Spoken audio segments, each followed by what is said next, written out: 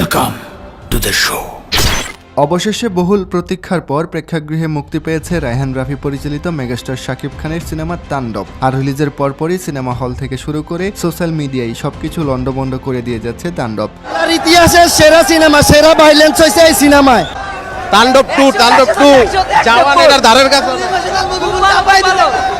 যেমন গল্প তেমনি সিনেমার অ্যাকশন, ব্যাকগ্রাউন্ড মিউজিক আর শাকিব খানের অনবদ্য অভিনয় এক মুহূর্তের জন্য পর্দা থেকে চোখ সরাতে দেয়নি। এছাড়া খান সাহেবের পরে যে চরিত্রগুলো নিয়ে সবচেয়ে বেশি আলোচনা হচ্ছে সেটা হচ্ছে আফরান নিশোর ক্যামিও নিয়ে।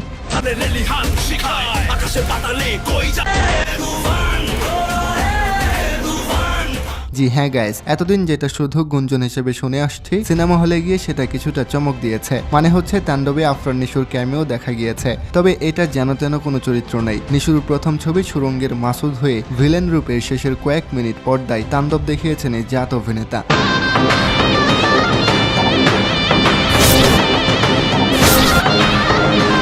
তবে আফসোসের বিষয় হচ্ছে শাকিব খানের সাথে নিসুর ফেস টু ফেস কোনো সিকোয়েন্স ছিল না। হয়তো সুরঙ্গ 2 এবং তাণ্ডব 2 এর জন্য পরিচালক এটা তোলা রেখে দিয়েছেন। তারপরেও এখানে যদি দুই মহারথীকে সামনাসামনি কোনো দৃশ্যে দেখা যেত তাহলে সেটা আইকনিক হয়ে থাকতো।